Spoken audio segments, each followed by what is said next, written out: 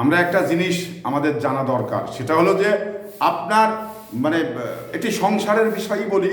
আপনার সংসারের মানে কর্তা যদি ভালো হয় এবং কর্তা যদি সৎ এবং কর্তা যদি প্রত্যেকটি মানে সংসারটাকে এগিয়ে নিয়ে যাওয়ার চেতনা তার ভিতরে থেকে থাকে, তাহলে আপনার সংসার ঠিক সেভাবে এগিয়ে যাবে। তো একজন রাষ্ট্রপ্রধানও কিন্তু সেই রকমই, কারণ রাষ্ট্রে অনেকগুলো বিষয় রয়েছে, সেই বিষয়গুলোর দিকে যদি লক্ষ্য করে আপনার ওই রাষ্ট্রপ্রধান মানে চেষ্টা করে যে আমি আমার এই বাংলাদেশটাকে আমি বিশ্বের দরবারে দাঁড় করাবো এবং বিশ্বের দরবারে একটি বাংলাদেশ রয়েছেন এই পরিস্থিতি মানে তৈরি করব, তাহলে কিন্তু এটি রাষ্ট্রপ্রধানের দ্বারা সম্ভব।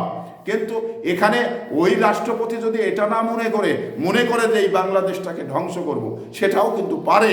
কারণ একটি প্রধানমন্ত্রী তার কাছে সমস্ত এই বাংলার মানে রাষ্ট্রযন্ত্র মানে এ টু জেড পর্যন্ত তার কাছে মানে নিয়ন্ত্রণে থাকে। তো সেই জায়গা থেকে আমি আমার মানে ব্যক্তিগত ধারণায় তারেক রহমান বাংলাদেশে জন্য যা করছে এবং মানে বাংলাদেশকে টেনে নিয়ে যাওয়ার জন্য যা কাজগুলো করছে এটা অসাধারণ।